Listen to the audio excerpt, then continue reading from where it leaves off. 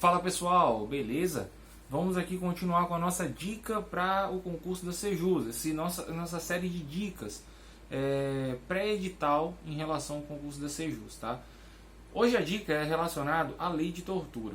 É uma lei fácil, a meu ver, de estudar. A parte doutrinária, a parte da própria lei seca, a parte doutrinária, a parte teórica, já é bem batido, já é bem fácil, né? Mas nunca é demais a gente estar aqui repassando, lembrando alguns pontos, beleza? Só uma coisa, a bagunça aqui atrás é porque eu faço isso no meu local de estudo, na minha mesa de estudo, né?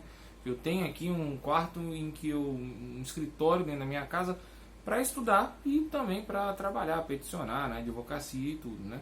Como muitas pessoas sabem, meu escritório agora acaba sendo o mundo.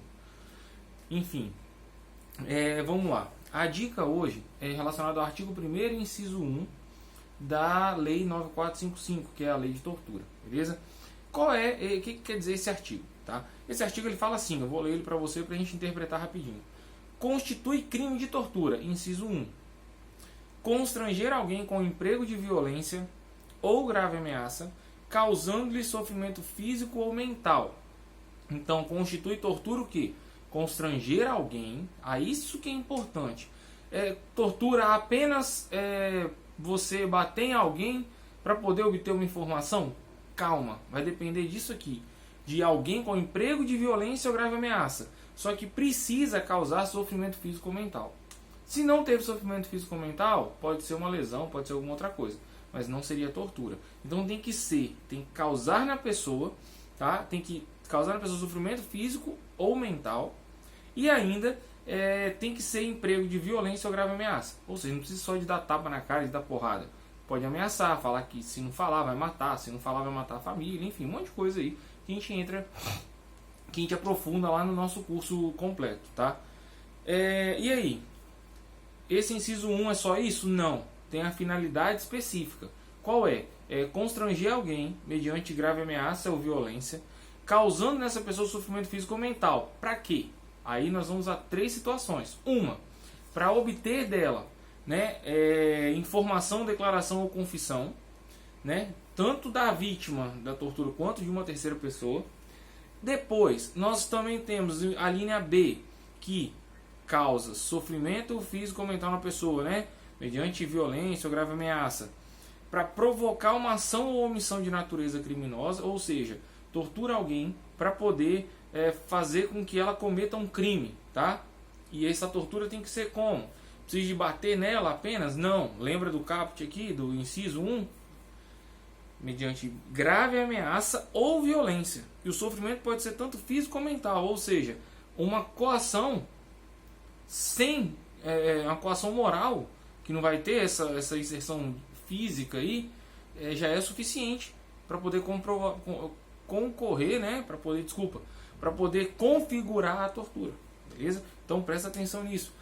E a terceira é em razão, né, de discriminação racial ou religiosa. Não vou entrar aqui no tema da transfobia lá, da criminalização da transfobia, né, ou como as pessoas falam, da homofobia, mas é transfobia, porque entra, né, LGBTQ+, comunidade LGBTQ+, toda, que o STF entendeu como um racismo social. Né? Então ele fez uma interpretação da Constituição e colocou ele de uma forma que também constitui racismo, aquela mesmo não prevista na lei aqui.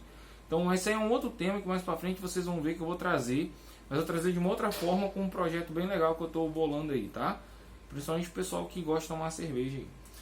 Então, tá, inciso 1 é o assunto de hoje. Qual é o inciso 1? Constranger alguém mediante grave ameaça ou violência, causando nessa pessoa sofrimento físico ou mental. Então isso é muito importante. Sem ter essa grave ameaça ou violência, sofrimento físico ou mental, então a gente não está falando de tortura. E ainda tem a finalidade específica, que é o quê? Obter informação, confissão da vítima ou do terceiro, fazer com que ela cometa uma ação ou omissão de natureza criminosa e por razão de raça ou religião, tá?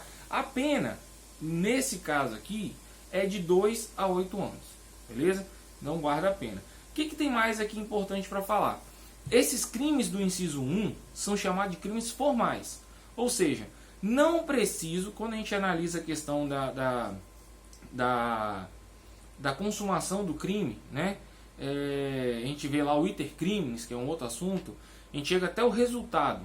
Nesse caso aqui, nós não precisamos do resultado especificamente para poder ser configurado o crime, tá? O crime de tortura. É por isso que é um crime formal. O crime material necessariamente precisa de um resultado. O crime formal é tanto que ele é chamado de resultado cortado.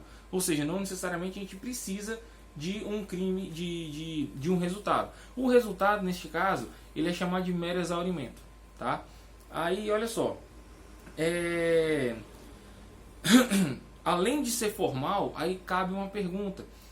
Cabe tentativa? Ah, é formal, não vai caber tentativa? Não tem nada a ver. Claro que cabe tentativa. Ou seja, há a possibilidade de dar tortura nesses aspectos do inciso 1 ser da forma tentada. E qual é a justificativa dessa? Que muita gente às vezes acaba errando, tentando justificar assim, porque é crime formal, não tem resultado, não tem tentativa. Não tem nada a ver. A justificativa que você vai lembrar se o crime cabe ou não tentativa, tá? Não só para esse, mas para todos, é se ele é unissubsistente ou plurissubsistente. O que é unissubsistente, plurissubsistente? Bom, rapidamente, para ter noção do que é plurissubsistente e unissubsistente, é que o crime ele pode ser praticado de várias formas, tá? O fato pode ser praticado de várias formas, então é plurissubsistente. Agora, uma única forma, unissubsistente. Bem objetivo, não vou adentrar nesse assunto. Mais para frente a gente vai ter aí um curso também, eu acredito, tá? E teoria do crime e tudo, eu vou trazer isso aí. Mas você dá a ideia e fala que vai ter no curso, tem no curso completo. Gente, isso aqui é dica direcionada. E todo curso que eu trago, vocês sabem que não é caro, é apenas para pagar o nosso tempo, os parceiros e a plataforma. Não tem aqui intenção de fazer dinheiro nas costas de ninguém, tanto porque, graças a Deus, eu me viro na advocacia por enquanto e estou com 2 pés já dentro de alguns concursos. Então, não tem preocupação com isso. Mas para quê? Porque eu não tenho como trazer só em dicas muita coisa, tá? Então a ideia é você fazer um curso completo. O que é crime material formal? Mais para frente eu posso até trazer dicas só do que é crime material formal, tá? Mais para frente eu posso trazer a diferença de crime plurissubsistente e unissubsistente, tranquilo. Mas no curso completo você vai ter isso tudo lá estruturado, bonitinho. Mas fora isso, acompanha as dicas que uma hora ou outra vai ter, tá? Eu quero fazer dicas para PCDF também. Na PCDF já tem mais essa pegada de direito penal, porque na Sejus no último edital não tinha, então por isso que eu não adentro muito aqui. Mas na PCDF certamente eu vou adentrar nesses assuntos como dica. Então, acompanhe todas as dicas e não só aquela do concurso que você quer, porque tudo aqui, gente, entenda, o estudo, ele só é dividido para fins didáticos, né? Mas para estudar a gente tem que ter essa junção de tudo aquilo. Porque a gente sabe que os concursos novos que estão tendo aí de agente penitenciário tem noção de direito penal. Então eu também acredito que aqui no Espírito Santo vai ter. Por que você não está então batendo em cima? Porque vão trabalhar na margem de confiança, que é em cima do último edital. Porque pelo menos essas matérias do último edital, você tendo ela na ponta da língua, o que vier de novo no novo edital, vai ser muito mais fácil você matar. Agora, se você não tiver nem essas na ponta da língua, aí sim você vai ter problema.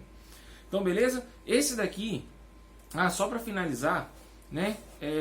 Aí tem a questão do chamado crime jabuticaba, que é até uma analogia em relação a jabuticaba, que a jabuticaba só tem no Brasil. E por que isso?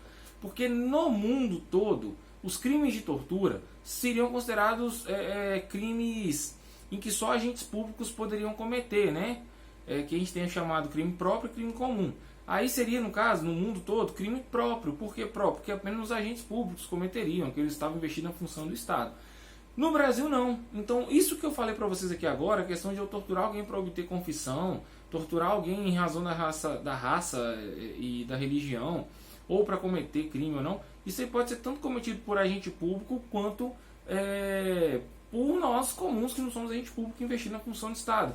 E por que fala que como é que fala que é crime jabuticaba? Porque falam que só no Brasil tem jabuticaba.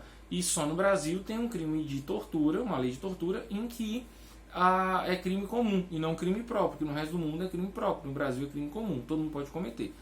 Tá, mas você falou lá no inciso 1, né, que é constranger alguém mediante violência ou grave ameaça, causando sofrimento físico ou mental, com o objetivo de obter declaração.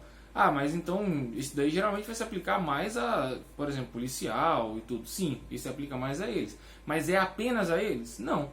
Porque se eu pego uma pessoa que eu sei que ela cometeu um crime, mas ela não quer falar, e eu torturo ela para ela falar, para ela depor, para ela esclarecer, prestar declaração sobre esse crime para mim, mesmo que eu não sou investido em função de polícia, eu estaria cometendo tortura sim, tá? Porque o crime é comum, beleza? Então, pessoal, recapitulando, tá? Tortura probatória é essa tortura para você obter informação, declaração da pessoa, né, da vítima ou de um terceiro. Tortura crime, que é você torturar alguém para cometer uma ação ou omissão de natureza criminosa. E a tortura discriminatória, que é a tortura em razão de raça e religião. Tranquilo? Lembre-se que são crimes formais, que o resultado neste caso vai ser mero exaurimento. Admite-se a forma tentada por ser plurissubsistente, beleza? Então a dica de hoje é essa. Qualquer dúvida pode mandar aí. E um forte abraço para você.